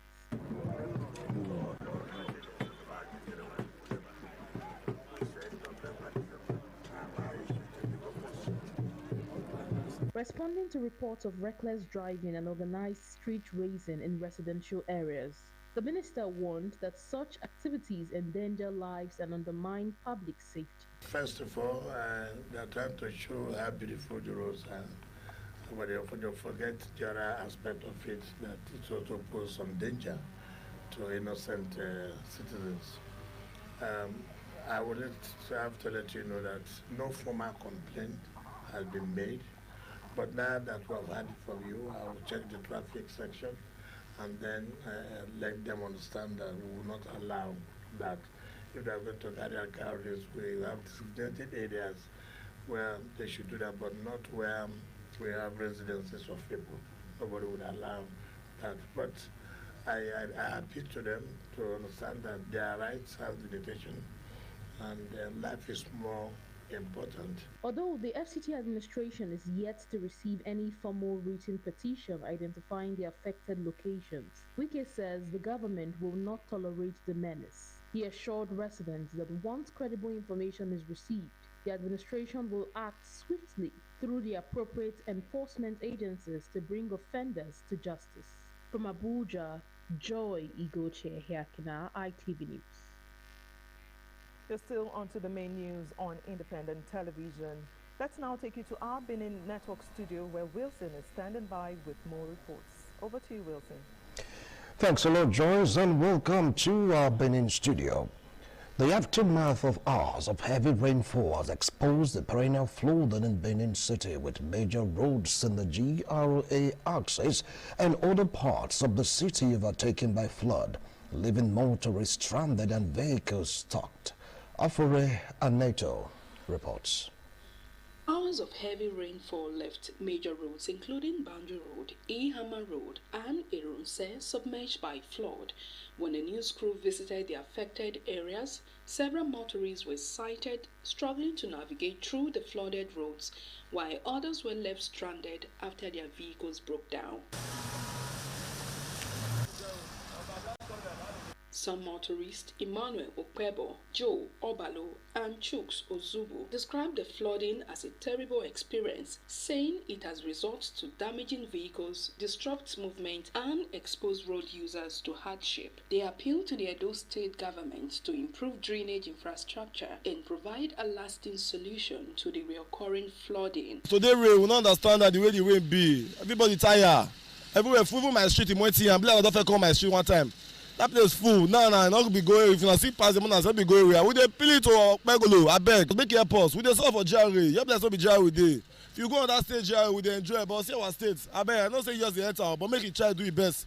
Anytime it rains in Benin, most especially in Jerry, it will be very horrible for everybody. You can see for yourself now where we're passing. So it's terrible. The governor should try to do something about it. Most especially around the government house, you know, all this area now. This Boundary Road now, you can see between here and zone 5 it's not possible. You can see we have to navigate through a different street to be able to come out here. So the government should please try to do something about it. The road's so bad now. Please may I pray the government, may help us fix the road. Right from the one, this place is very bad. From Benin, Ofuri and Neta, ITV News. Benin City residents have been advised by health experts to ventilate their houses properly, wear cardigans to avoid cold and pneumonia, and maintain good environmental hygiene to prevent the breeding of mosquitoes during the rainy season. Joy Obaisiagbon reports. According to the Nigerian Meteorological Agency, NIMET, Edo State should expect cloudy skies with intermittent light to moderate rains and thunderstorms from July 26, 2026, with the southern region most affected. Health expert and Edo State Commissioner for Health, Dr. Cyril Adams Oshomole, warned that malaria fever is likely to rise during the rainy season. They advised residents to ventilate their houses properly, wear cardigans to avoid cold and pneumonia, and maintain good environmental hygiene to prevent the breeding of mosquitoes. Of course, this period there will be spike. I expect to see spike in malaria.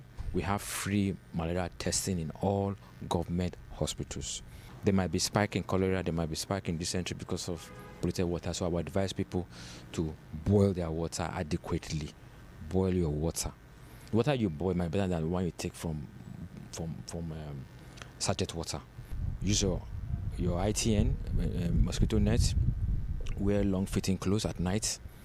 Clean your environment, avoid using stagnant water, avoid using flooded road because you never can tell. There could be open drainage, there could be potholes. Elders and parents also joined in the call, advising families to eat more fruits than junks in order to boost their immune systems against fever. What we do as parents is to ensure that we wear our children good clothes. We wear them sweater, wear them socks, make sure they are properly covered. Then also ensure that you close your rooms, you lock your doors, because as rain is falling, reptiles leave the house and enter houses. I think we should stock a lot of meals that are rich in vitamin C. Other than that, we can even get supplements at home for kids It helps to improve, boost the immune system and fight infections, especially that are prevalent during this period, this time of. From Benin, Joy Obaisiagbon, ITV News. As the rainy season intensifies across Edo North, health concerns are mounting over a growing mosquito infestation and a possible increase in malaria cases. Heavy rainfall has left pools of stagnant water in many communities, creating ideal breeding grounds for mosquitoes and putting children, pregnant women and other vulnerable residents at greater risk. Edo North correspondent Anthony Igbano reports. Residents across Edo North says malaria cases have increased in recent weeks, with many families battling repeated infection amidst rising healthcare costs. Community leader Chief Yekini Sado says the situation has become a serious concern and is urging residents to keep their surroundings clean by clearing drains and removing stagnant water where mosquito breeds. People should increase their environmental sanitation practice. Bushes should not be allowed to grow in their environment, and anything that can collect water should be discouraged because that is one of the medium. Parents are also expressing concern over the growing number of malaria cases affecting their children. One of them, Mr. Lawani Sunday, says frequent infections have placed a financial burden on many households. He is calling for increased public awareness, affordable treatment, and wide distribution of insecticide-treated mosquito nets. Rushed her to the hospital.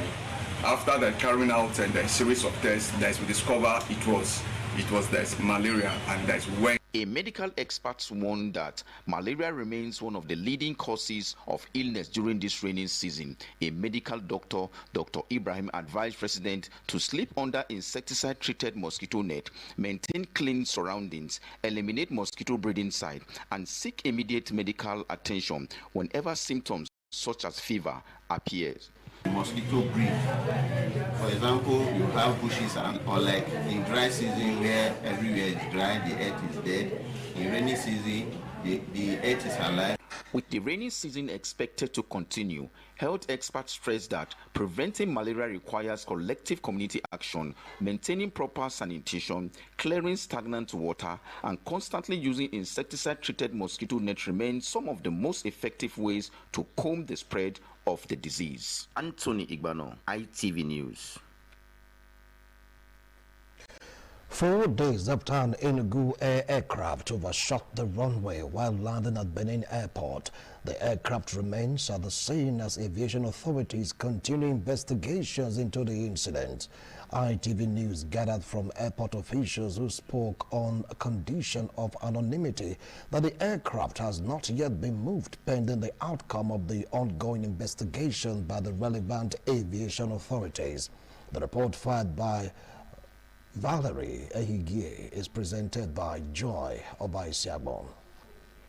4 days after the runway excursion involving an Enugu Air aircraft at Benin Airport, the aircraft is still positioned at the site of the incident. Although some airport officials maintained that the aircraft only veered off the runway and did not sustain significant damage, it has not been cleared for removal as investigators continue their assessment. A visit by the ITV News crew to the airport confirmed that the aircraft remains at the location with no visible recovery or evacuation operations taking place at the time of the visit. When ITV News crew sought an official update, airport management declined to comment, stating that the incident is still under investigation by the appropriate aviation authorities. Officials added that any formal statement on the incident would be issued by the airline's head office and the agencies responsible for the investigation. From Benin, Joy Obaisiagbon, ITV News.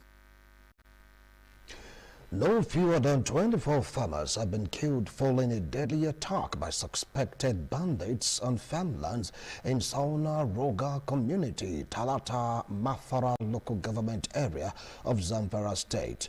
The attack reportedly occurred on Wednesday, July 22, while the victims were working on their farms. Mohammed has details.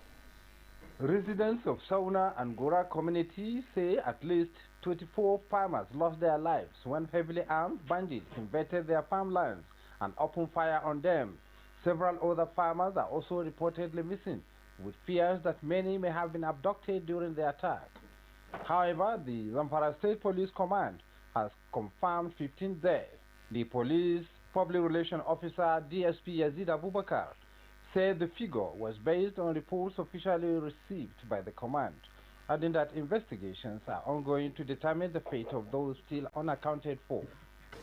It is quite unfortunate incident that happened in Talata Mapara, where a large number of armed bandits bearing sophisticated weapons invaded some villages in Sauna.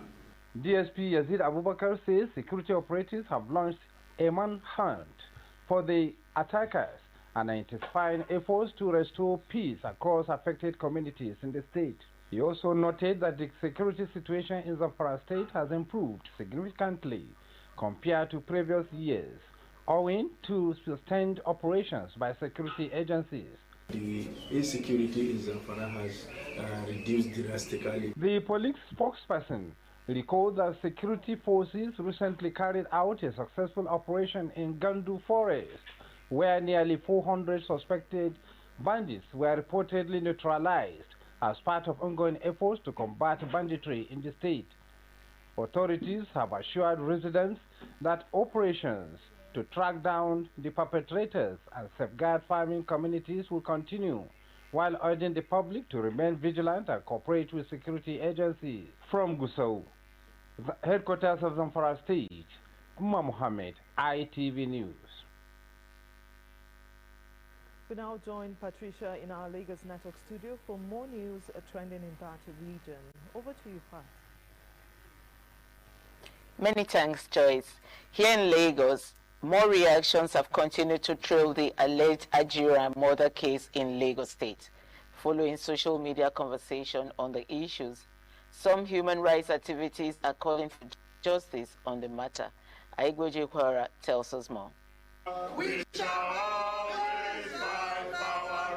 Coalition of human rights activists were calling on the Inspector General of Police to pay attention to the alleged Ajiro murder case said there are various misleading narratives on the social media that can mislead the public and turn Lagos into a banana republic if not quickly handled. Hence the need to draw the attention of the IGP to it. Therefore, an evil unspeakable to mislead the public that AIG Olimo Moshood investigated the murder of Mohbad. We are not deterred in pursuing justice in Ajiro killings, as no amount of campaign of calumny will halt the will of justice that is grinding slowly and steadily on the matter. The activists said the attack on security institutions in the country will further plunge Nigeria into crisis. This institution is being rubbished, and nobody's even looking at it that way. That how come that you will declare a serving assistant general police wanted using police logo, police crest, and signed by the Inspector General of Police, and he's still roaming the streets free? I don't think that is proper. 1, 2, the attempt to muddle up the issue of Ajiro. Yes, we need the media, we need everybody's hand on the deck. That the Ajiro issue must not be allowed to go just like that. There's a deliberate attempt at bringing down one of the very key persons who investigated the Ajiro matter, the then CP Moshood, Olawundare, who is now the AIG Zone 2. The civil society groups said although there is freedom of speech, those using social media to pass judgment on others should be checked. From Lagos, Aigboje Kwara, ITV News. In another story, the Lagos State government has reaffirmed its commitment to transforming healthcare delivery through digital innovation with the Median Lagos Digital Health Innovation Challenge, where health tech innovators unveiled cutting-edge solutions aimed at improving access, efficiency, and quality of healthcare across the state. The State Commissioner for Health, Professor Akin Abiyomi, described the challenge as a demonstration of government's responsibility to create an enabling environment for innovators to develop practical solutions to healthcare challenges. He commended the inequity of young innovators, saying every application presented showed significant potential to improve healthcare delivery in Lagos. This is the main news on Independent Television. Don't go away. We'll be back with more reports in a bit. Do stay. Every great stew comes down to one moment. The moment that decides everything. When the tomato paste meets the oil, fries well, blooms deep red color, and gives off rich aroma. And when it blends well with everything else in the pot, I see it all coming together. New Tasty Tom fries well, blends well, shines in the moment. My love, you shine so bright. The home is under attack, but not for long, cause Hypo is here. Dirty floors and surfaces. Not on our watch. Every day with Hypo. Dirty and stains no fit do us shakara. We got the remedy, original palasa. Hypo, go Hypo. Germs always find a way back. No green. Protect every day with Hypo. Hypo, go Hypo. Some events are remembered while others are experienced. Cotta Catering Services isn't just about serving food. It's about creating moments you'll always remember. Since 2018, we've served distinguished guests. We're renowned for excellence, consistency, earning trusted recommendations, and outstanding reviews. Even from distinguished dignitaries, from intimate gatherings to events of over 1,000 guests, our delivery is seamless and precise. Every dish is thoughtfully crafted and flawlessly executed, because true luxury is not just seen, it is an experienced. Cotta Catering Services is where experience meets perfection.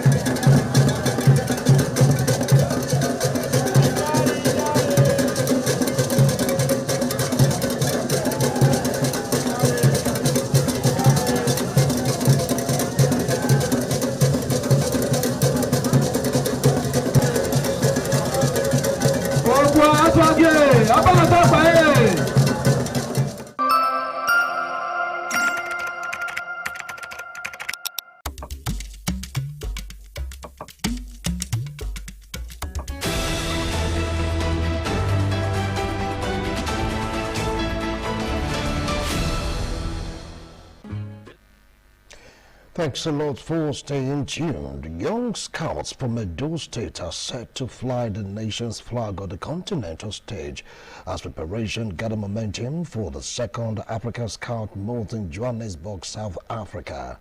At a press briefing in Benin City, Edo State Scouts Council highlighted the significance of the event and applauded Edo State government support for youth development and unveiled the state's delegation for the prestigious gathering.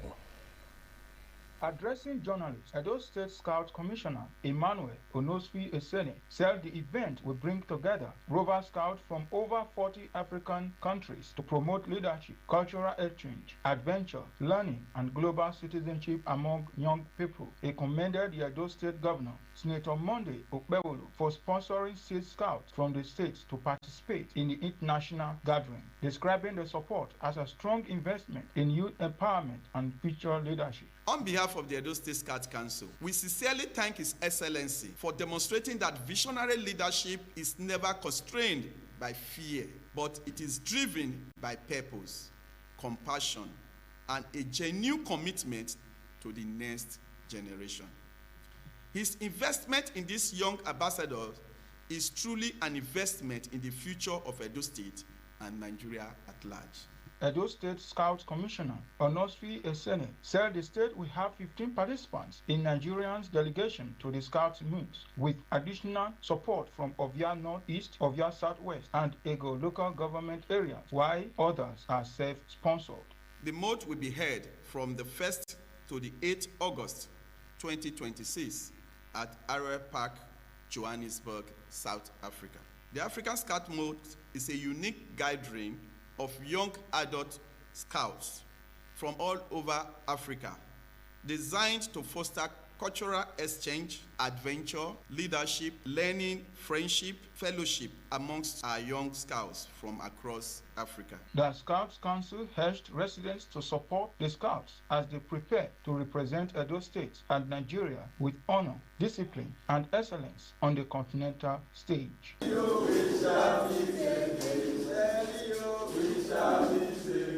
From Benin, Ehis Onhunamure, ITV News. Ijaw youths in Olodiama clan of your northeast local government area of Edo State says they cannot be referred to as settlers in their land. The youths stated this while reacting to a viral video trending on the social media where Otuedo Youth Union referred the Ijaws in Edo State as settlers. The report is presented by Ikpomosa Ugiagbe. We are therefore using this medium to state unequivocally that the Ijaws are not constitutionally recognized as among the ethnic groups in Edo State. They are strangers and settlers. That was the statement credited to Otuedo youths, referring to Ijaws as settlers in Edo State. Reacting to the statement, members of Ijaw Youths Congress in Olodiama clan of Yanotis local government area Edo State said they cannot be referred to as settlers in their own land. According to them, they do not have any other place to call their home as their forefathers lived, died, and buried there. They called on the Edo State government to intervene. Ikoro is an ancient place. It has belonged